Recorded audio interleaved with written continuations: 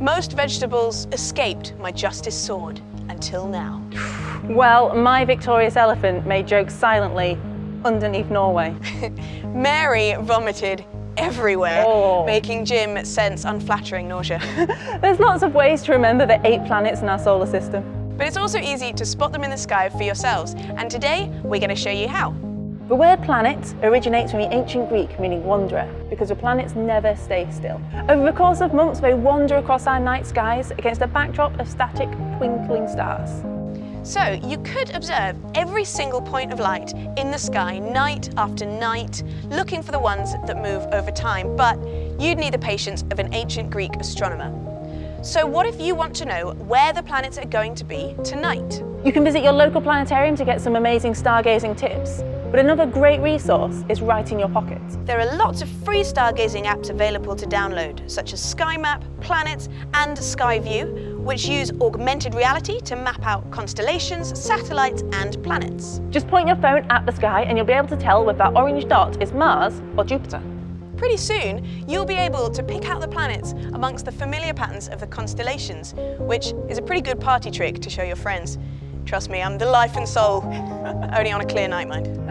Now, from Earth, you can spot Mercury, Venus, Mars, Jupiter, Saturn. But if you want to spot Neptune or Uranus, you're going to need a trusty pair of binoculars, a telescope, and definitely no light pollution. But what if you want to find planets outside of our solar system?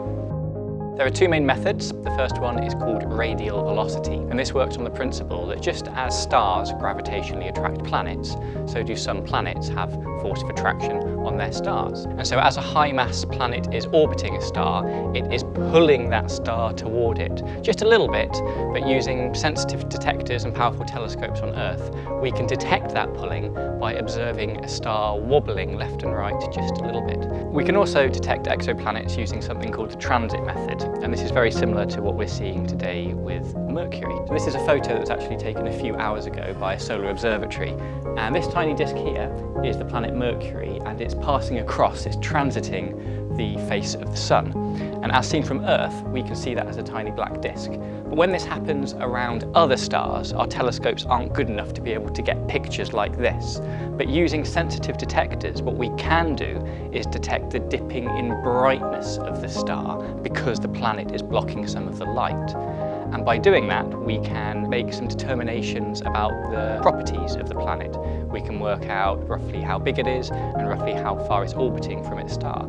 And then from that, we can infer its composition and its mass. How many exoplanets might actually be out there? We've discovered more than 2,000 already, but that's just the tip of the iceberg. There are bound to be billions out there. So observatories can find exoplanets with specialist equipment. Could I find an exoplanet, see an exoplanet from my own back garden?